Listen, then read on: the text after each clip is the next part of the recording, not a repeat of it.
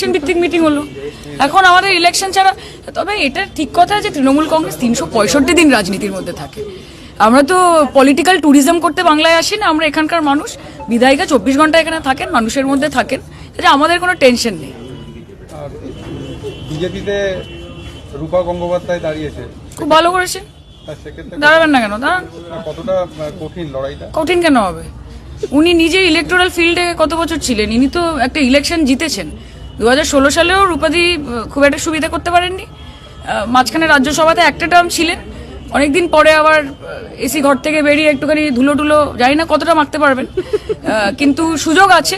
ওনাকে বলবো হারজিত পরের কথা, এনজয় দ্য জার্নি, এনজয় করুন। একটা পলিটিক্যাল জার্নি, একটা ইলেকটোরাল জার্নি। আবার 10 বছর পরে ইলেকশন লড়বেন এবং সম্মান বজায় রাখবেন। আমরা জানি যে রূপাদি খুব সুন্দর কথা বলতে পারেন, মিষ্টি মিষ্টি কথা।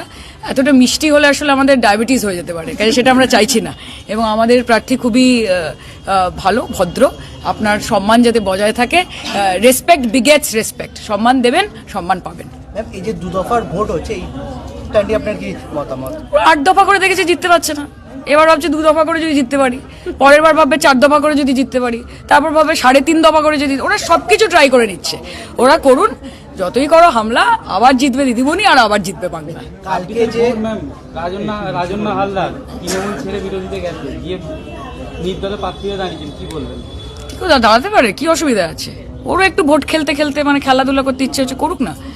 ও আর নির্দল তো না, তো ফান্ডিং কোথা থেকে আছে, আপনারা হাতে ক্যামেরা আছে, মাইক আছে, একটু খবর নিলেই বুঝতে পারবেন, হ্যাঁ না? থেকে আমরা বাবুদের মৌচাকে ঢিল মারতে বেরিয়েছি। দিল্লির যে বাবুরা রয়েছে তাদের মৌচাকে ঢিলটা মারতে বেরিয়েছি।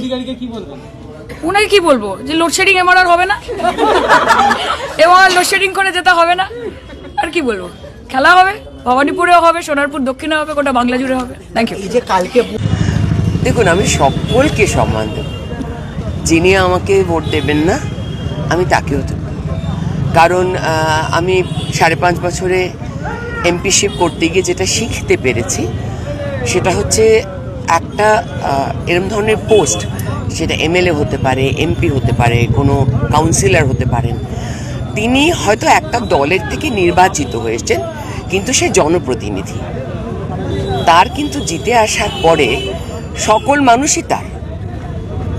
তাই আমিও এখন মানে সায়নীর আন্ডারেই, কারণ আমি যখন জিতে আসবো এখানে, তখন আমাকে সায়নীর সাথে গিয়ে কথা বলতে হবে।